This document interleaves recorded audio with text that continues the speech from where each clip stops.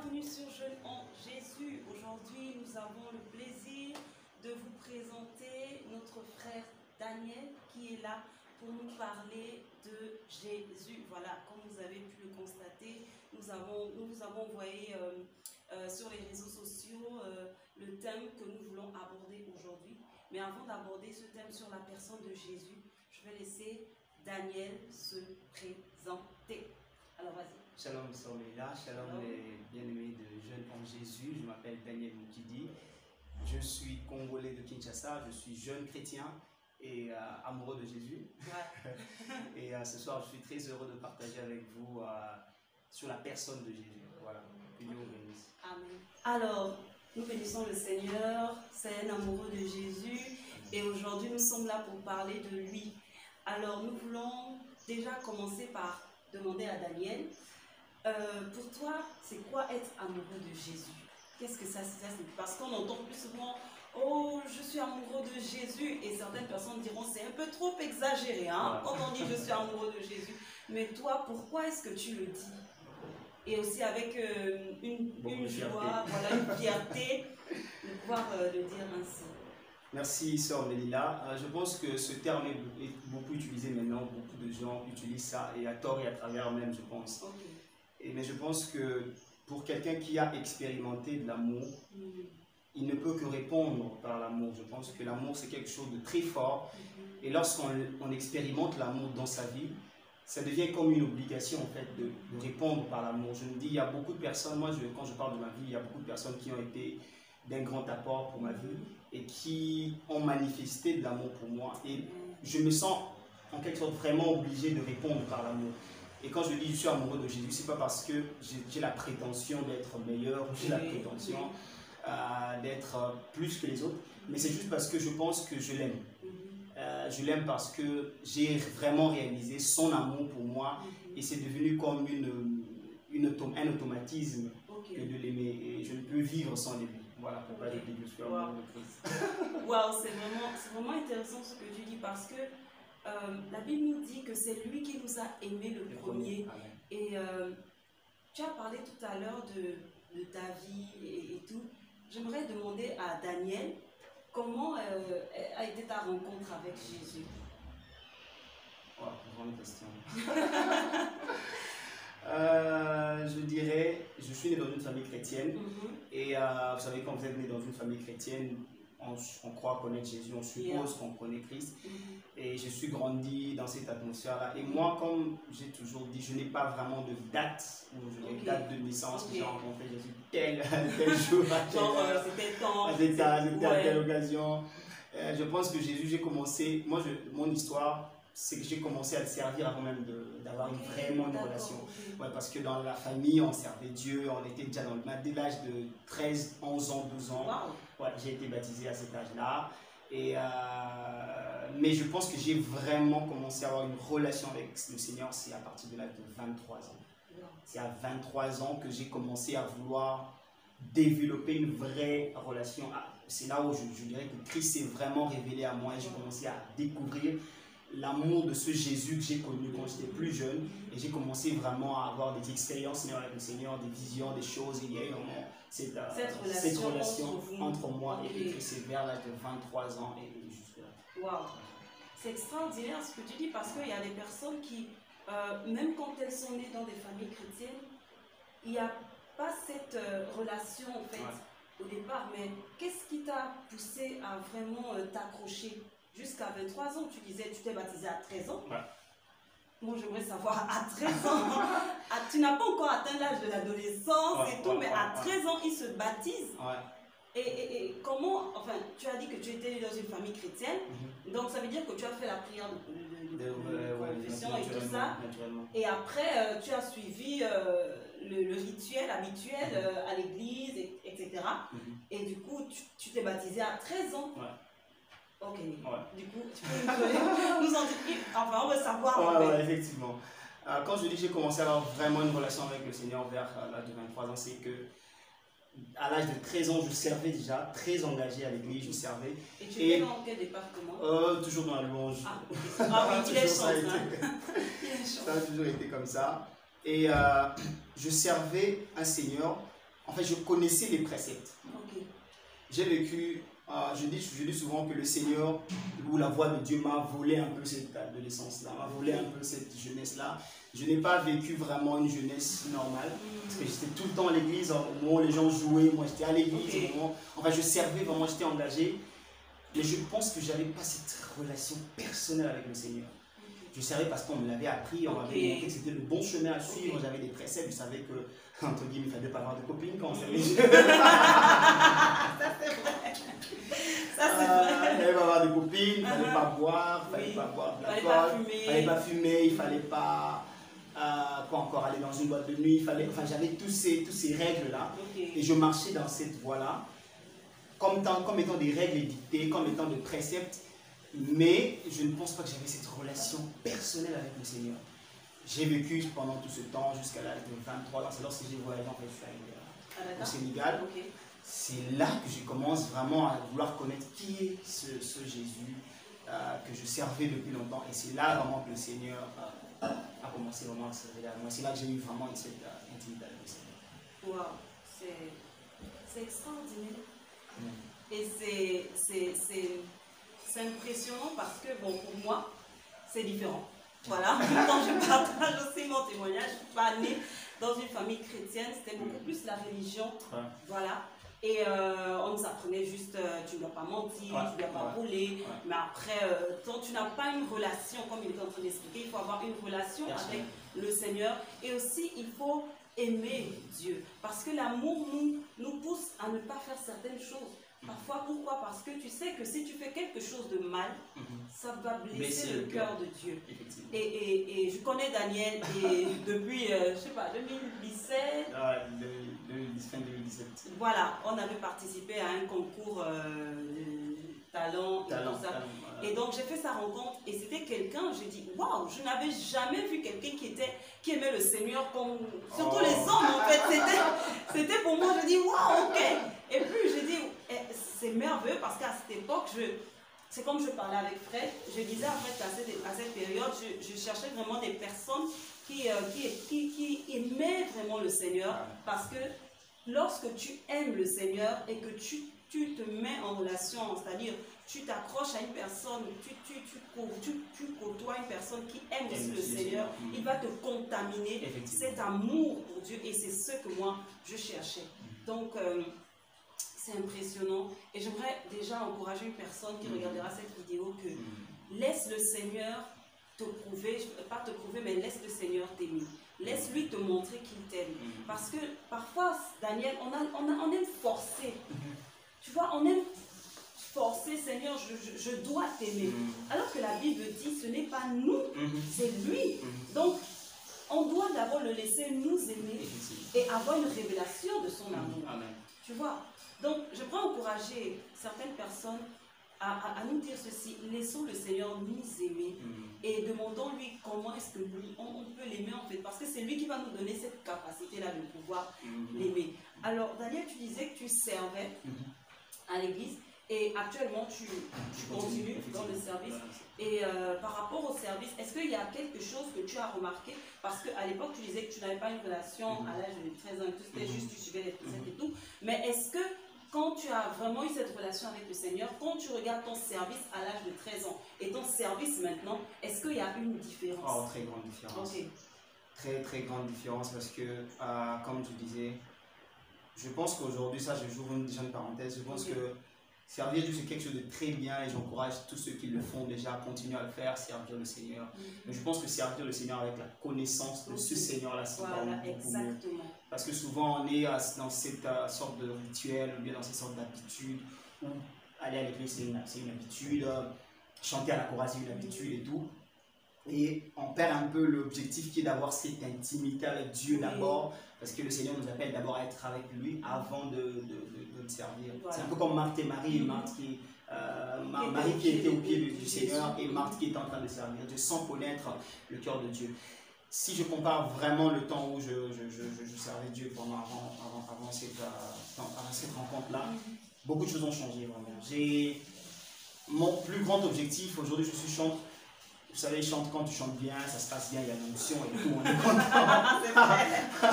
On est content. Mais aujourd'hui, ce n'est pas ce qui me satisfait. Ouais. Ce qui me satisfait, c'est que ma relation avec le Seigneur soit intacte. Yes. Que je chante bien, que je chante mal ce dimanche-là, ça m'importe peu. Même si je chante bien et que ma relation n'est pas au bon fixe avec le Seigneur, ça ne me satisfait pas. Je reviens à ses pieds. Je veux ma satisfaction, ma joie ne dépend pas de mon service, ça dépend de est-ce qu'on est en accord avec lui, est-ce que mon cœur est vraiment droit avec lui, est-ce que je suis synchronisé avec lui. Si ça c'est bon, je suis bien. Wow. Mais que je chante bien ou mal, c'est wow. Ça qui fait ma joie ou ma satisfaction. Oui, ce que tu dis, c'est très bien parce que je veux revenir sur ce qu'il a dit par rapport au service.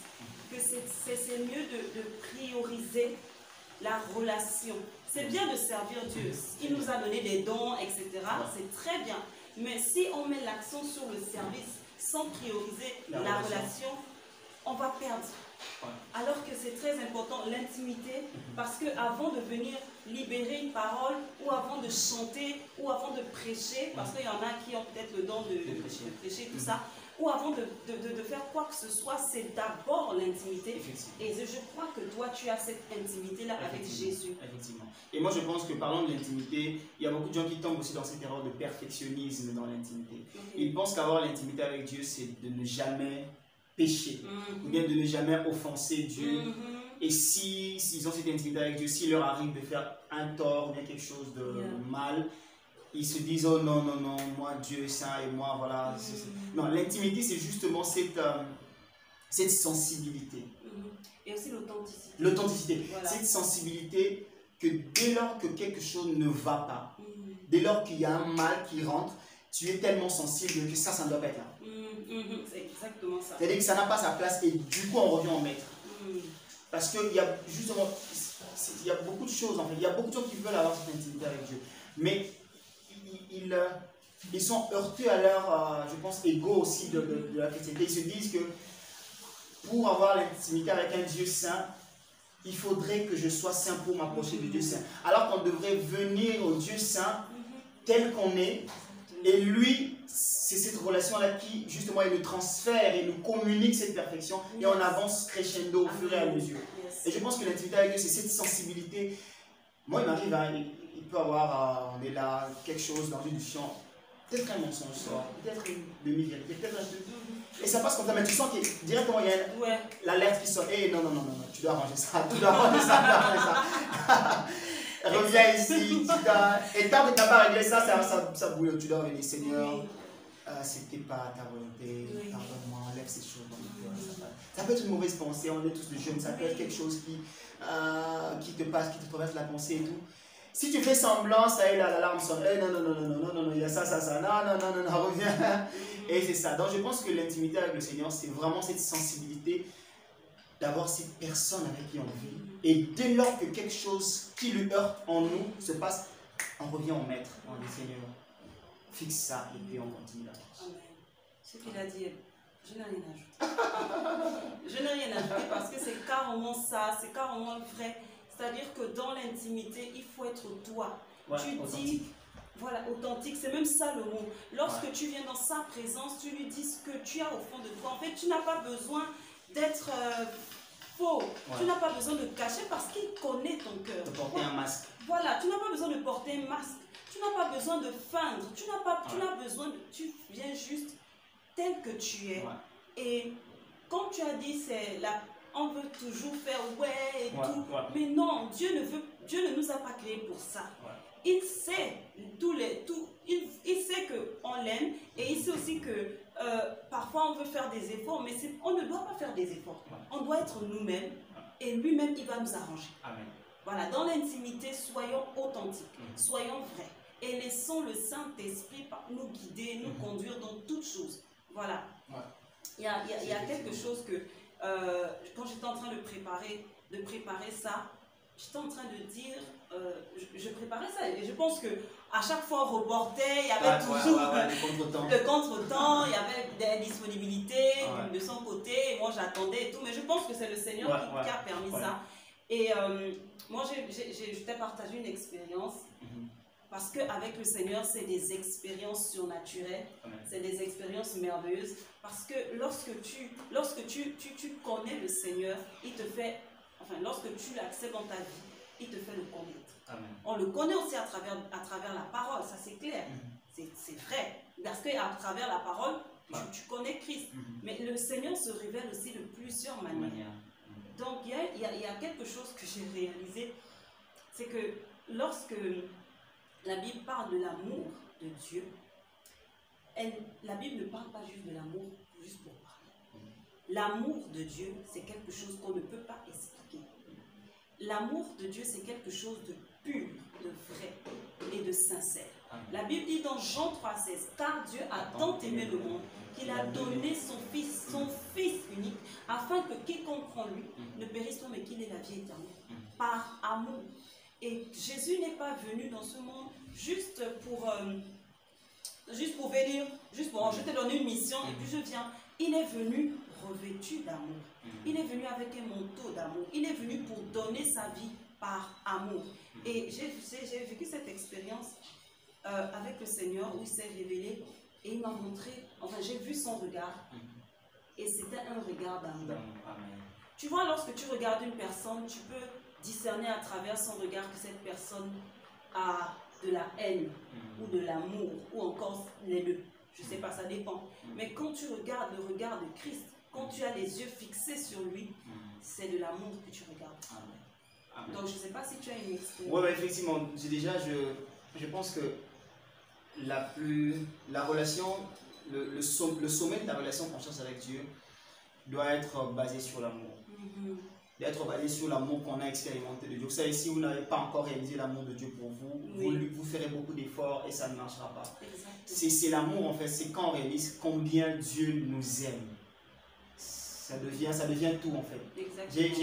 Pour faire une parenthèse, j'ai un frère, je suis un témoignage d'un frère sur internet qui était dans une très mauvaise vie.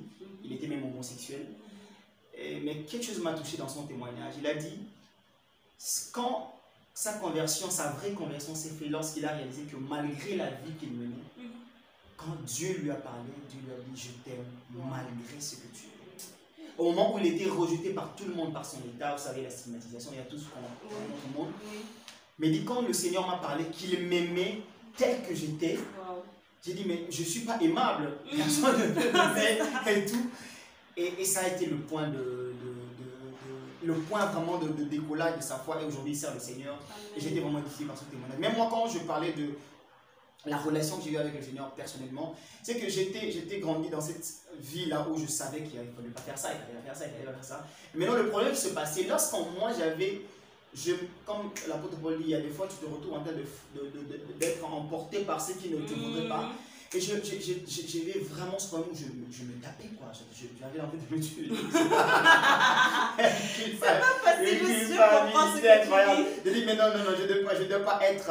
Non, moi on m'a dit qu'il ne faut pas faire ça. Mais pourquoi je pense comme ça? Pourquoi j'ai envie de ça? Pourquoi? Et il y avait tout le temps ça en fait dans ma vie. Mais une chose, lorsque j'ai réalisé que Christ m'aimait en dépit de ce que je pouvais être. C'est-à-dire que son amour pour moi ne dépendait pas de ce que je pouvais faire, de ce que je pouvais dire, de ce que je pouvais sentir. Amen. Et qu'il m'aimait inconditionnellement.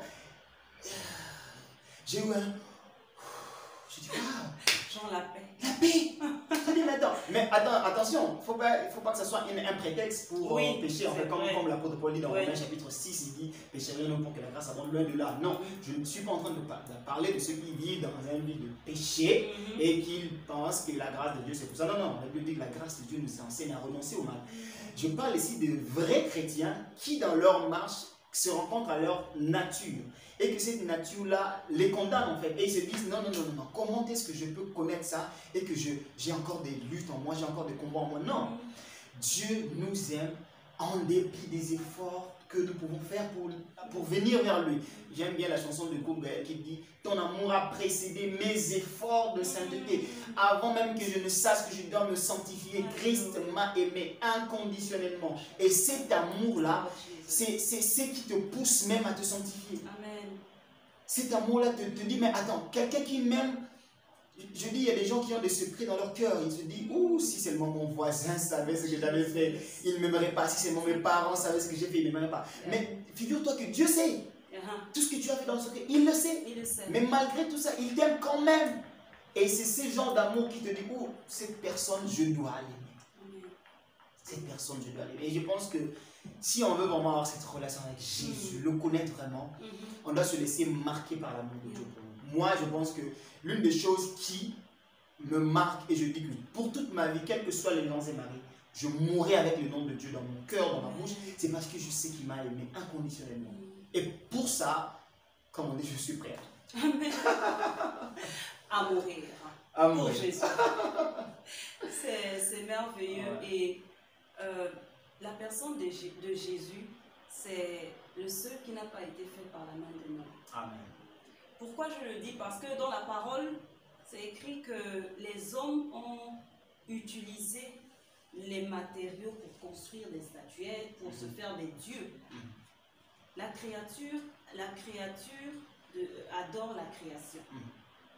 Et lorsque je demandais au Seigneur qu'est-ce que je vais pouvoir dire, c'est cette parole qu'il m'a donnée, qu'il est le seul qui n'a pas été fait par la main d'un homme.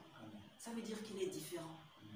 Ça veut dire qu'il est différent de toi, qu'il est différent des dieux qui ont été faits, qui ont été fabriqués par les hommes. Il est différent. Il est vraiment différent. Et c'est cette personne qu'on veut te présenter aujourd'hui. On ne vient pas te présenter un marabout, on vient te parler d'une personne qui vit en nous. Et qui vit, et qui veut te connaître. Donc si tu lui donnes la possibilité de pouvoir entrer dans ta vie, parce qu'il a dit, je frappe à la porte. Si tu lui donnes la possibilité de rentrer dans ta vie, il va changer tout ça. Tu n'auras pas besoin de faire des efforts comme il a expliqué. Tu l'invites dans ta vie et lui se chargera du reste, de se débarrasser de tout ce qui est en toi. Parce qu'il a parlé tout à l'heure de quelque chose d'extraordinaire.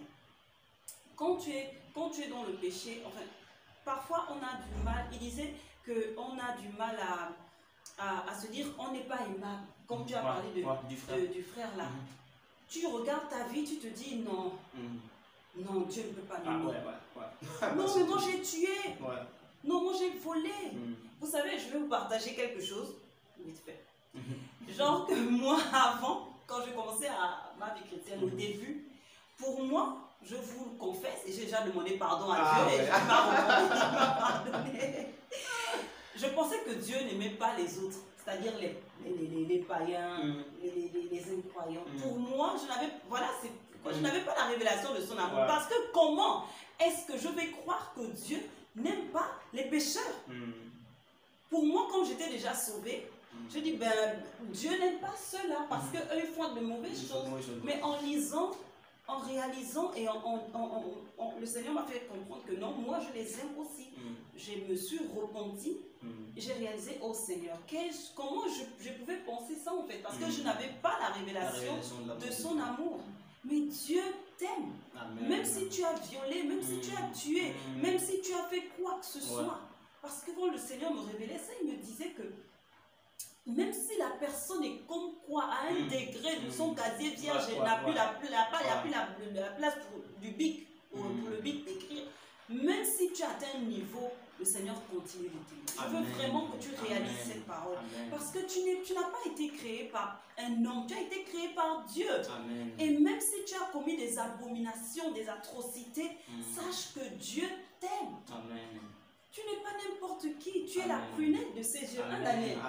Tu es la prunelle de ses yeux. Et nous venons, c'est ce Jésus qui s'est donné pour toi, qui s'est donné pour nous. Aujourd'hui, nous sommes sauvés.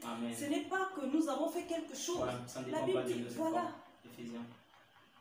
L'apôtre Paul le dit bien dans Romains chapitre 5, verset 9, il dit, à peine mourrait-on pour quelqu'un de bien, quelqu'un peut-être mourrait-il pour quelqu'un de juste, mais Christ nous prouve son amour en sorte que lorsque nous étions encore des pécheurs, il n'a pas attendu des efforts. Moi je me dis toujours, vraiment il y a beaucoup de gens qui ont mal reçu l'évangile, et du coup ça devient très difficile pour eux.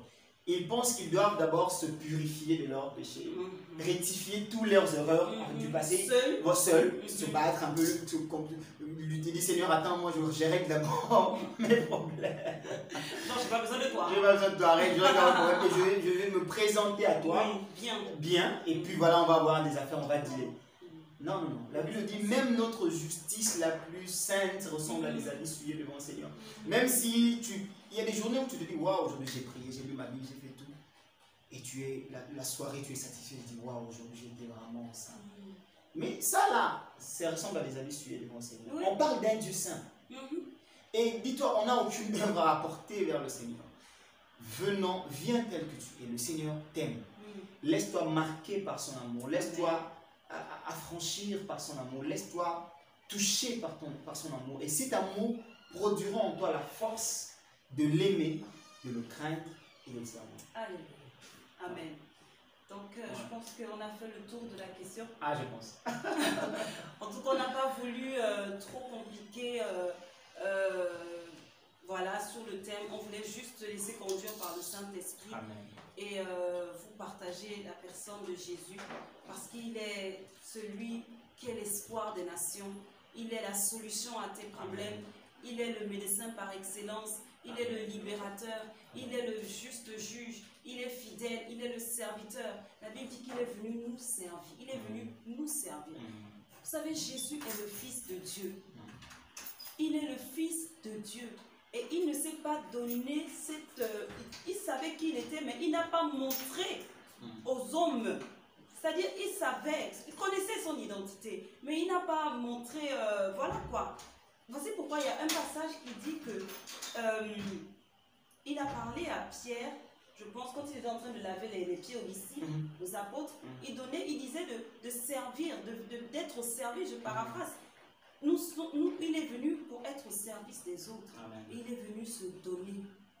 Donc aujourd'hui, nous venons de parler de Jésus. Est-ce que tu peux prier pour ces personnes? Oui, avant de prier, il y a un passage que je lisais hier, 2 Corinthiens chapitre 5, verset 9 dit « Dieu était en Christ, réconciliant le monde avec lui-même, en n'imputant pas aux hommes leurs offenses. » Et dans le verset 21, il dit « Celui qui n'a pas connu le péché, il a fait péché pour nous, afin que nous devenions en lui justice de Dieu. » Dans le chapitre verset 29, il dit « Dieu était en Christ, réconciliant le monde avec lui-même. » Dieu nous a réconciliés avec lui en Jésus-Christ. C'est la seule personne qui nous réconcilie avec le Seigneur. On n'a plus de temps, sinon on avait parlé d'Ésaïe chapitre 53, qu'on connaît tous, ici était levé comme une faible plante, homme de douleur, ce sont nos douleurs qu'il a portées, c'est de nos fardeaux qu'il s'est chargé. Viens avec tes fardeaux. Emmène tes fardeaux vers le Seigneur et dis-lui, Seigneur, je suis ton enfant, ta créature, je viens être réconcilié avec toi gratuitement. Il n'y a rien à payer, il n'y a aucun effort à faire de ton côté, viens simplement. Dieu nous a réconciliés avec Christ. Accepte juste cette réconciliation de toutes tes fautes, de tous tes mal. Viens comme tu es et le Seigneur Jésus s'occupera du reste.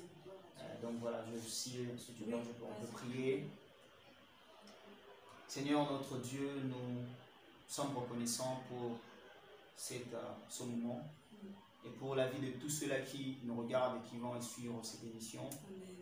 Nous croyons que tu es là au présent, au milieu de nous pour sauver une âme, pour sauver un jeune.